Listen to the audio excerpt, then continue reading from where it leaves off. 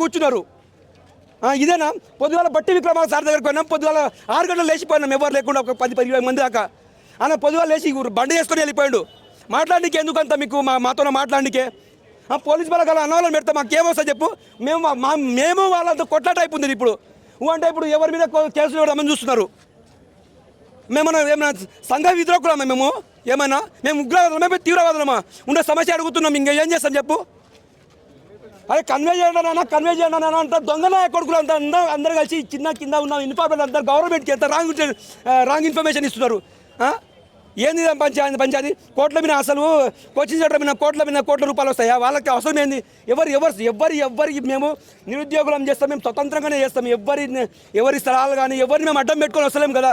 ఇప్పుడు ఎవరైనా అడ్డం వస్తే అంటే అయిపోయి వాడు బీఆర్ఎస్ అని రంగు పూస్తున్నారు, వాడు బీజేపీ అని రంగు పూస్తున్నారు.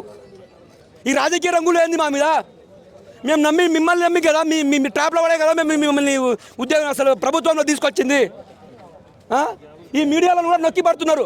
అసలు మెయిన్ స్ట్రీమ్ కూడా నొక్కి పడుతున్నారు. ఆ రోజు కూడా ప్రతిసారి మనిషి వచ్చే వరకు బయటికి రారా జనాలు? ఈ మీడియా మిత్రులు కూడా అందరు ప్రభుత్వానికి వత్తాసు పలుకుతున్నారు. కాంగ్రెస్ అసలు ఏబిఎన్ కానీ, V6 కానీ, ఈనాడు కానీ, 10 టీవీ కానీ, ఎన్టీవీ కానీ వీళ్ళు ఏది అంటే రాజకీయ నాయకులు ఎవరైనా ఎవరైనా వచ్చి బయట మాట్లాడతావు, కేటీఆర్ హరీష్ రావు బయట మాట్లాడు, వాళ్ళని గుర్తు అక్కడ మైకు పెడతారు. మా దగ్గర ఏమైంది వీళ్ళకు? మా దగ్గర మా సమస్యలు తీసుకురావడానికి ఎందుకు ఇంత ప్రభుత్వం ఇంత నిర్లక్ష్యంగా వ్యవహరిస్తుంది? రమ్మని చెప్పండి. ఇంతమంది ఎందుకు వస్తారు? ఒక రాజకీయ నాయకుడు ఒక ప్రభుత్వ పెద్ద వచ్చి ఏమైంది మీ సమస్యని అడగడానికి ఏమైంది? ఒక్కరు ఫోన్ లేపడు, బల్మూరు వెంకట్ ఫోన్ లేపడు, బట్టి విక్రమార్క 10 సార్లు ఫోన్ చేస్తే పొద్దుగాల 6 గంటలకు బిజీ వస్తుంది. 10 గంటలకు ఫోన్ చేసినా బిజీ వస్తుంది. ఎవరికి ఫోన్ చేసినా అసలు ఎవరు రెస్పాన్స్ గారు ఏమంటే మా దగ్గర రండి, మా మంత్రుల దగ్గర రండి. ఇదా అంతా ఎందుకు మమ్మల్ని ఇది చేస్తున్నారు? నువ్వేం చెప్తావు సార్? చూస్తున్నాం ఈ గవర్నమెంట్ మాతోటి బాగా ఫుట్బాల్ ఆడుకుంటుంది. మెంటల్గా ఎంత ప్రెజర్ ఉందంటే సూసైడ్ చేసుకోవాలా లేకుంటే నిరాహార దీక్ష చేస్తూ చనిపోవాలా అన్నంత స్ట్రెస్గా ఉంది. ఇది చెప్పలేనిది, అంత బాధ ఉంది. కానీ కొంత ఈ కాంగ్రెస్ నాయకులు కావచ్చు, ఈ కాంగ్రెస్ సంబంధించిన ఈ మీడియా మిత్రులు కానీ మమ్మల్ని బీఆర్ఎస్కి సంబంధించిన నాయకులు అని చెప్పేసి అండ్ బీజేపీకి సంబంధించిన వాళ్ళు అని చెప్పేసి మమ్మల్ని మహేష్ను బయటికి తీస్తే ఈ రంగును అద్దుతున్నారు. మాకు న్యాయం చేస్తారా లేదా? చేయకపోతే అమర నిరాహార దీక్షకి నేనే కూర్చుంటాను. మీరు చేస్తారా చేయరా? నేను కూర్చుంటాను. నేను చాలా రోజుల నుంచి నెల రోజుల నుంచి గమనిస్తున్నాను. ఇంత మెంటల్ టార్చర్ అనుభవించి ఏదో ఒక రోజు ఇన్ని రోజుల నుంచి నరకయాతన చూసి ఏదో ఒక రోజు చనిపోయే బదులు కూర్చుంటే అందరికి ఒక నలుగురికి నేను చనిపోయినా నలుగురికన్నా ఉపయోగపడుతుంది. డిమాండ్ ఏమంటే పెంచాలా అన్న? మేము గెలిపించుకున్నది నీళ్లు, నిధులు, నియామకాల గురించి మాట్లాడినటువంటి మన సీఎం కేసీఆర్ని కాదని మేము రేవంత్ రెడ్డిని గెలిపించుకుంటే మాకు జరిగేది ఏంటంటే మరో తీవ్రవాదం వైపు అడుగులు వేసే విధంగా ఈయన చేసే ప్రతి పని కూడా తీవ్రవాదం వైపు అడుగులు వేసే విధంగా మాకు కనిపిస్తుంది. కనీసం మేము బయటికి పోయి లోపలికి వద్దామన్నా కానీ మాకు లేకుండా అలాంటి ఆ గేట్ పక్క పొంటి బస్సులు పెట్టి మాకు కనీసం కూడా రక్షణ లేకుండా చేస్తుర్రు. అంటే మేము చదువుకునే విద్యార్థులమా లేకపోతే తీవ్రవాదులమా అన్న? నాది ఏజెన్సీ ఏరియా అన్న. మా పక్క పొంటే ఉంటారు. మరి అరే బాబు మీతో కాదురా అని చెప్పండి మేము కూడా అలా పోతాం కదన్న. పడితే పెన్ను లేకపోతే గన్ అన్న, మాతో అయ్యేది అదే. మరి ఎన్ని రోజులు అని చూస్తూ ఉంటామన్నా మేము? అరే అచ్చిండు ఏదో చేస్తున్నారని మేము అనుకున్నాం కానీ ఏం చేయకుండా ఇలాంటి మాకు సంఘ విద్రోహాల శక్తులనుగా మమ్మల్ని మార్చే విధంగా చేసేటువంటి పనులు కూడా అట్లే ఉన్నాయన్న. ఏ మంత్రిని కూడా చూసినా కానీ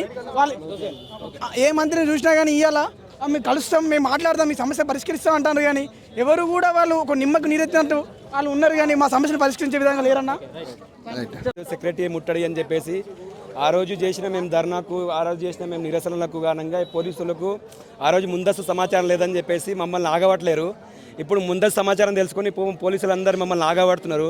ఎంత ఆగబట్టినా సరే మా నిరసనలు కానీ మా ధర్నాలు కానీ మా ప్రొటెస్టులు కానీ మా సమస్యలు పరిష్కారం అయ్యేదరకు ఇవన్నీ ఆగవు. ఎంతమంది పోలీస్ బందోబస్తులు పెట్టినా సరే మేము ఆగేది లేదు.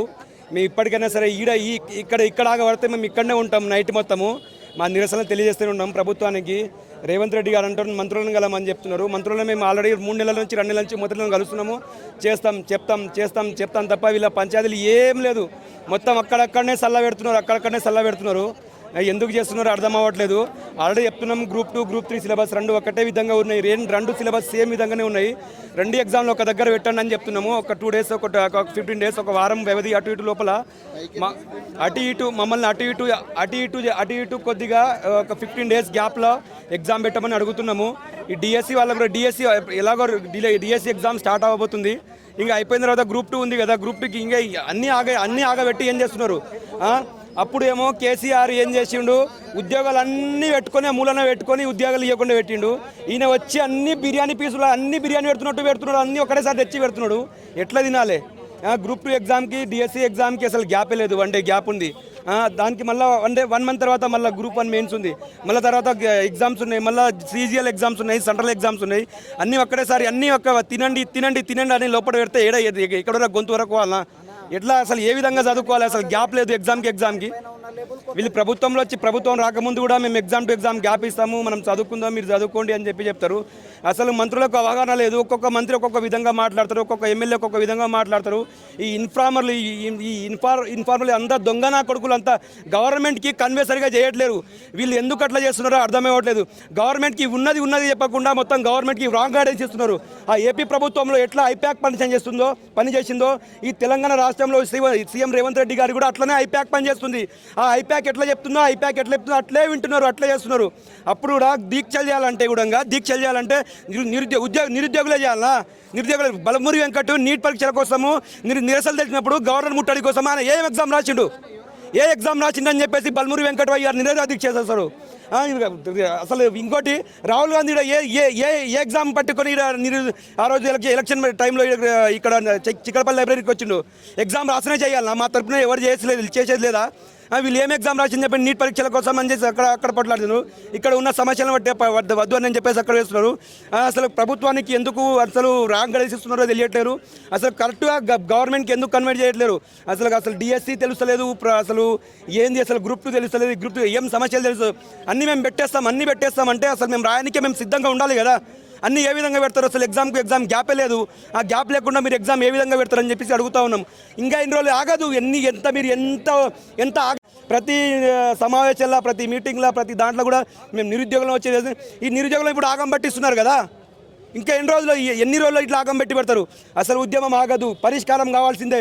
పరిష్కారం పెట్టే వరకు ఈ నిరుద్యోగుల ఉద్యమం ఆగదు. మేము మీరు ఇచ్చిన హామీలు కూడా కాదు, ఉన్నది పోస్ట్ పోన్ అడిగి గ్యాప్ ఇవ్వండి అయినా అంటున్నాం. ఇంకేం కావాలి? మీ జాబ్ క్యాలెండర్ ఇస్తామంటారు, ఎప్పుడన్నా పెట్టుకోండి, జాబ్ క్యాలెండర్ పెట్టుకోండి, ఏమైనా పెట్టుకోండి. ఉన్న వాళ్ళని మీకోసం కష్టపడిన వాళ్ళకు ప్రభుత్వం రావడానికి కష్టపడిన నిరుద్యోగులను బయటికి పంపించండి అని చెప్తున్నాం కదా. బయటికి పంపించడానికి ఎందుకు ఆగబడుతున్నారు అంతగా నమ్మకు?